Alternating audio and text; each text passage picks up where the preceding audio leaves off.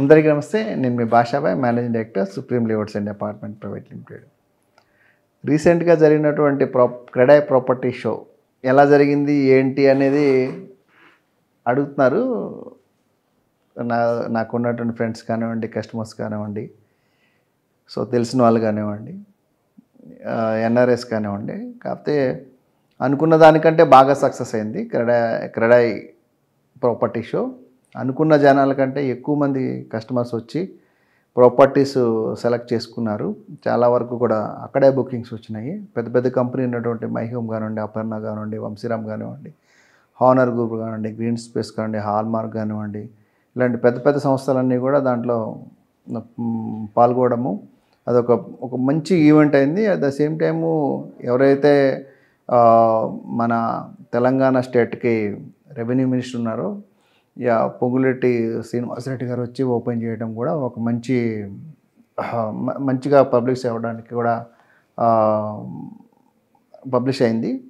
So అదేవిధంగా property ఇష్యూలో different gated communities, high rise buildings కానివ్వండి, గేటెడ్ కమ్యూనిటీస్ సిటీ అవుట్స్కట్స్లో కానివ్వండి, సిటీలో కానివ్వండి, at the same time layouts కానివ్వండి, కొన్ని ఫామ్ ల్యాండ్ ప్రాజెక్ట్స్ కూడా మంచి టౌన్షిప్స్ వచ్చాయన్నమాట.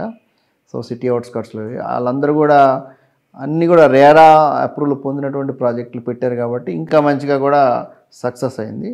అదేవిధంగా పొంగులేటి శ్రీనివాసరెడ్డి గారు మాట్లాడుతూ ఇది ఫ్రెండ్లీ గవర్నమెంటు, మీకు అసలు రియల్ ఎస్టేట్ ఉంటేనే మాకు గవర్నమెంట్ కూడా బాగుంటుంది, అన్ని విధాలుగా మేము సహకరిస్తాము, కొంత ఛార్జెస్ కూడా రిజిస్ట్రేషన్ ఛార్జెస్లో కూడా కొంత తగ్గించే ఏర్పాటు కూడా చేస్తాము, లేకపోతే కొన్ని కన్స్ట్రక్షన్ కంపెనీస్ కన్స్ట్రక్షన్కి కూడా మేము అన్ని విధాలుగా కూడా హెల్ప్ చేస్తామని చెప్పడంతో రియల్ ఎస్టేట్లో ఒక మంచి వాతావరణం నెలకొన్నదని చెప్పేసి అనుకుంటున్నారు. At the same time closing రోజు కూడా ఎండ్ రోజు కూడా మన బట్టి విక్రమార్క గారు Telangana state finance minister and irrigation minister Uttam Kumar Reddy గారు కూడా వచ్చి వాళ్ళు చక్కటి ప్రసంగాన్ని ఇచ్చారు. వాళ్ళు కూడా ఇది మీకు చాలా మంచి ఫ్రెండ్లీ గవర్నమెంటు, కన్స్ట్రక్షన్ రియల్ ఎస్టేట్కి మేము చాలా సహకరిస్తాము. సో ఉత్తమ్ కుమార్ రెడ్డి గారు ఒక మంచి విషయం చెప్పారు. మామూలుగా ఏం చెప్పారంటే, హైదరాబాద్ సిటీకి నేను ఇరిగేషన్ మినిస్టర్గా ఉన్నాను, హైదరాబాద్ సిటీకి తాగునీరు ఇంకా పెంచుదామని చెప్పేసి ప్లానింగ్ చేస్తున్నాము.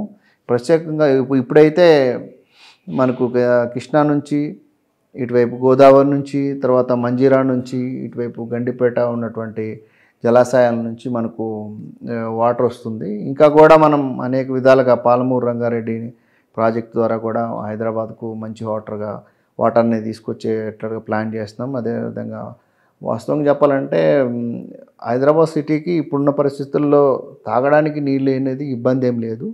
సో ఇంకా 100 yearsకి ప్లానింగ్ చేసుకొని కాళేశ్వరం ప్రాజెక్ట్ నుంచి కూడా ఒక 30 TMC అలర్ట్ చేశారు హైదరాబాద్కు.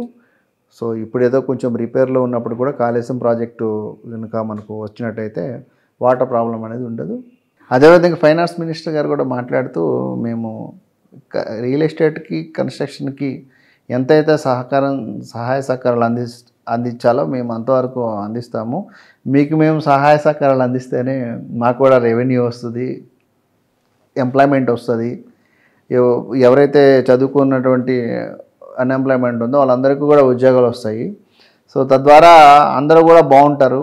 కాబట్టి మీరు 24/7 ఎవరైతే నీడి ఉంటారో గవర్నమెంట్ తరపు నుంచి పర్మిషన్స్ కానీ, అప్రూవల్స్ కానీ, ఇట్లాంటి అన్నిటి కూడా మేము ఇవ్వడానికి సిద్ధంగా ఉన్నామని చెప్పేసి హామీ ఇవ్వడంతో ఒక మంచి వాతావరణం నెలకొంది. కాబట్టి హైదరాబాద్ రియల్ ఎస్టేట్కి ఫ్యూచర్లో ఎటువంటి ప్రాబ్లం ఉండదు. సో మీరు చక్కగా కూడా ఇన్వెస్ట్మెంట్ చేసుకోవచ్చు. అతి తక్కువ టైంలోనే ఎక్కువ రిటర్న్స్ పొందవచ్చు. ఇల్లు లేని వాళ్ళు ఇల్లు కొనుక్కోవచ్చు. అట్ ద సేమ్ టైం తక్కువ అంటే ఇప్పుడు మామూలుగా ఒక 20-25 లక్షల్లో ఎక్కడ కూడా హైదరాబాద్ ఔటర్ రింగ్ రోడ్ మధ్యలో దొరకట్లేదు. కాబట్టి ప్రస్తుతానికి ప్లాట్ మీద ఇన్వెస్ట్మెంట్ చేసుకోండి. సో ఒక 2-3 yearsలో అదే ఇన్వెస్ట్మెంట్ డబుల్ అయింది కాబట్టి 50-60 lakhs వస్తుంది. కాబట్టి దాన్ని మళ్ళీ తీసుకొచ్చి ఈ సరౌండింగ్స్లో ఎక్కడైనా ఇల్లు కొనుక్కోవచ్చు. సో ఏదైనా సరే మంచి ఇన్వెస్ట్మెంట్ చేసుకోండి అని చెప్పి నేను సలహా ఇస్తున్నాను. Thank you very much.